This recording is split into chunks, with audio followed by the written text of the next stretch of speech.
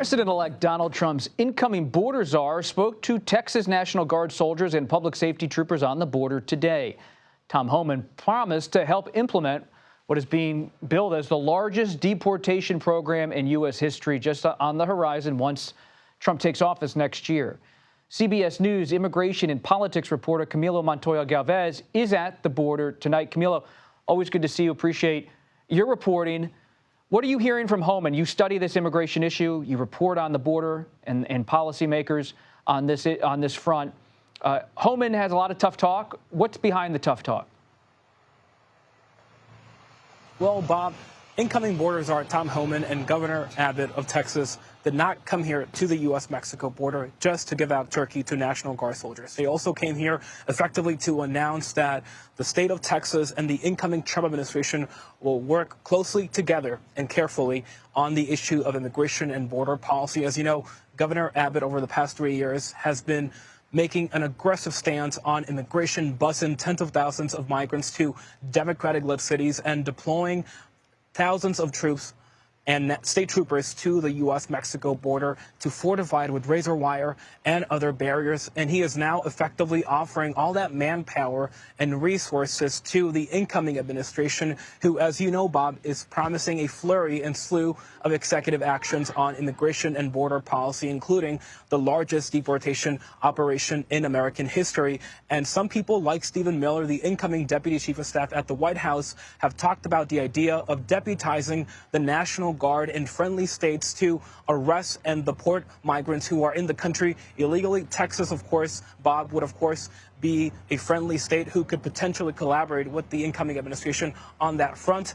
And Homan said today that that mass deportation operation will happen because, he argues, there has been a mass illegal immigration crisis here at the U.S.-Mexico border. And finally, Bob, he issued a stark warning to so-called sanctuary cities that limit cooperation with federal immigration authorities. He said that it is illegal to harbor or conceal undocumented immigrants, saying, quote, "Don't test us."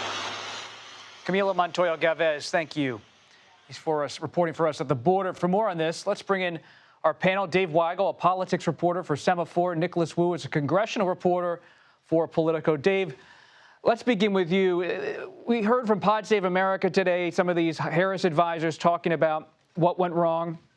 As Democrats look ahead and they hear Tom Homan and other Trump people talk about the border policy, talk about mass deportations, what's the Democrats' plan? Is it going to be protests in the streets, real mass outcry on Capitol Hill, or is it going to be something else? What are you hearing?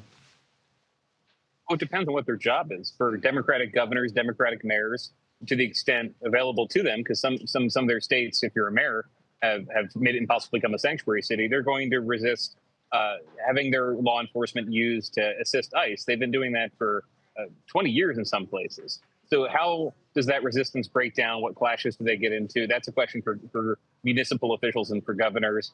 For Democrats in Congress, there are going to be bills that have components they voted for in the past that they'll be asked to vote on in really the next few months, January, once they get here. And they'll have a choice to make. What do they want to be associated with? Every Democrat does have a memory of how unpopular these border enforcement actions were when Donald Trump was president the first time. That's a reason their party moved to the left. So there's a wait-and-see attitude by those who can wait and see. The governors and mayors are already saying, here are the things we're not going to help you with. Nicholas, what about on Capitol Hill? When you're covering Congress, what are they preparing for, both on the Republican side and the Democratic side, in terms of how the executive branch is going to be handling this versus how Congress is going to be handling this? Well, right now on Capitol Hill, what we're seeing is Republicans start to lay the groundwork for what they could do policy-wise next year on immigration. There's talk among Republicans of trying to use, this fast-track legislative process known as reconciliation to try to include immigration and border enforcement provisions in the same way that Democrats had tried to use that several years back to include protections for Dreamers. Now, for Democrats, what they're going through right now is this whole post-election reckoning, including a series of closed-door listening sessions between members of Congress and their leadership.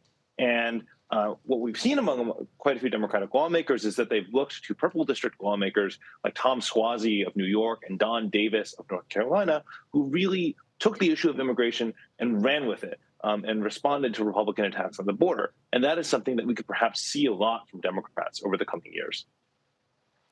Dave, what about when it comes to trade? Are you hearing any murmurs from Republicans in the Senate about President-elect Trump and what he's doing? No, it's been pretty supine, pretty favorable. Again, wait and see, especially among Republicans who, even if they trust everything Donald Trump said on the campaign trail regards to immigration, regards to judicial appointments, they have not come to grips with how serious he is about tariffs. So there's some pushback. The impulse a lot of Republicans have learned last time is that if the market show that something is unpopular for Donald Trump, he can be moved off that. If people are lacking confidence, if the dollar is weakening, if there's a stock sell-off, a large stock sell-off, that moves the president to the position they want him to get away from. Sorry, that moves the president away from the position that they want him to get away from.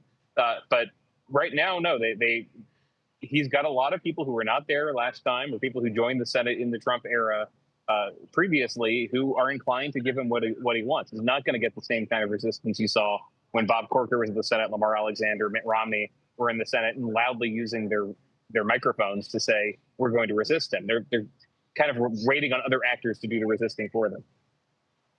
And Nicholas, on this point, putting you on the spot a little bit here, who's one Republican in the Senate you are constantly watching to really get a sense of where things are going, and who's one Democrat in the Senate?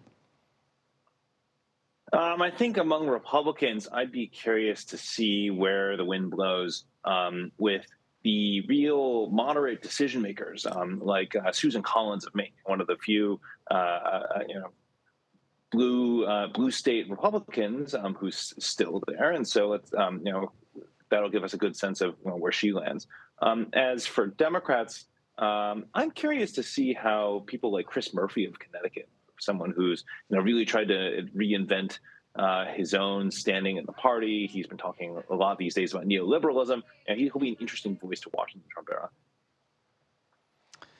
We're going to have to leave it there, gentlemen. Dave Weigel and Nicholas Wu, thank you for your reporting. We appreciate it.